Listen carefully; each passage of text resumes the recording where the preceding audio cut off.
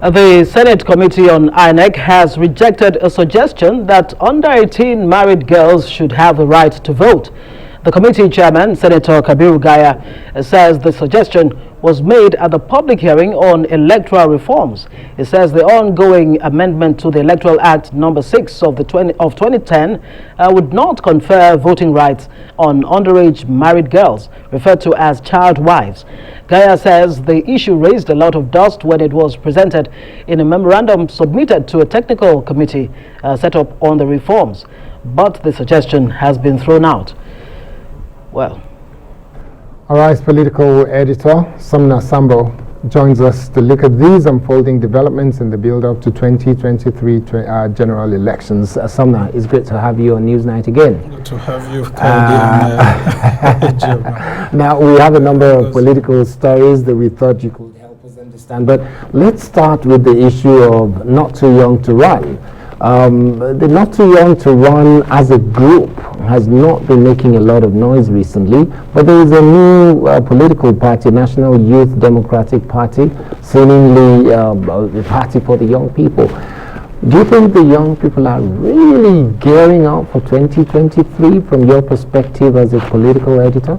Yes, it's one of those groups that are actually seeking registration with the Independent National Electoral Commission due to the NSAS protests that had happened sometime in October last year. A lot of reawakening and consciousness actually caught up with our young people across the country, and the thinking is that if they're able to have a political party where they could channel a lot of their thinking, which they brought to the streets during that period, they could help to galvanize themselves and possibly win some seats. Now, whether they will win the presidential election is another thing, but some political office holders had advised, and some elder statesmen during that protest of the NSAS protest, they had advised that the young people should try to channel their energies into a political party that would define what they exactly want the country to look like. Because if you look at the political demography, we have a lot of young voters, But the tragedy in all of this is that just like we've always had more women voting, they do not like voting for themselves or their age groups because they feel they do not have capacity and all of that. But with this social reawakening and what had happened during the NSAS protest, there's this thinking that if certain groups are able to organize themselves, they may be able to push forward and break some glass ceilings, if we may say it that way. So but we've had the YPP, for example, yes, which is also another young political party that has been progressive party. And it's just been there. I mean, we haven't seen much. It's only one senator that they were able to get in the southeast, and that senator has not been finding it easy himself. Well, and so whether that maybe baby steps would actually help. The journey has started. Like I've said, I mean, it looks like that's the Not Too Young to Run Act is now going to be put to serious test ahead of 2023. But I'll let you talk about this electoral act that's now being delayed again till June when we come back from this short break. SUMNER, do stay with us. There's more to come on Newsnight.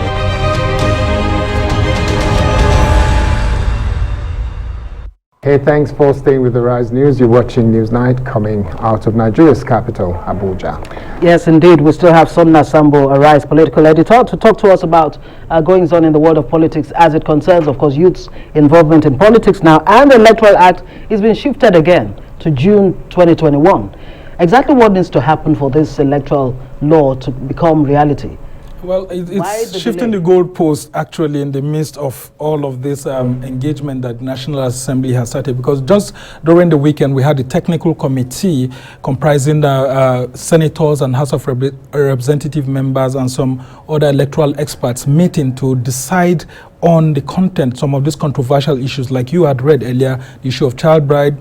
It has now been expunged and all of that, and some very good areas. But the thing is that we had thought that the National Assembly would keep to its promise of ensuring that this comes out in the first quarter, which is before the end of March. But it looks like because of the delay in resumption due to APC primaries and all of that, they've shot themselves in the leg, and they just have to extend it till June. And it looks like the key elements really that that are in this electoral. Yes, I mean some of the key elements. For example, one of the trends that they want to introduce is what's happening in Ghana, for example, where the candidates for presidential elections are known 365 days before election.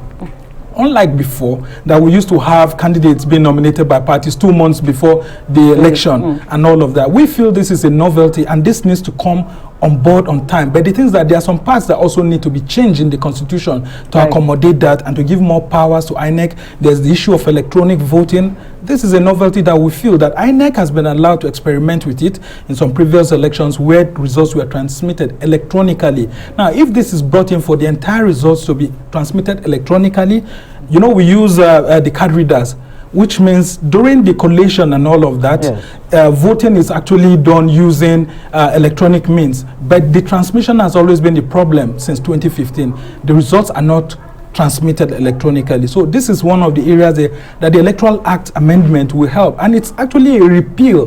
That means the total Electoral Amendment Act of 2010 is being brought and, you know, put into the table, being chopped into different parts so that a new one will come up. And that's why we actually salute the efforts of the National Assembly. But if this is being shifted to June, we're afraid that it may affect some of the reforms, like the one I've told you, which we need to have presidential candidates coming a year before the elections. All right. SUMNER SAMBO, Arise political editor, thank you so much for helping us understand this better. Thank you so much. Thank you.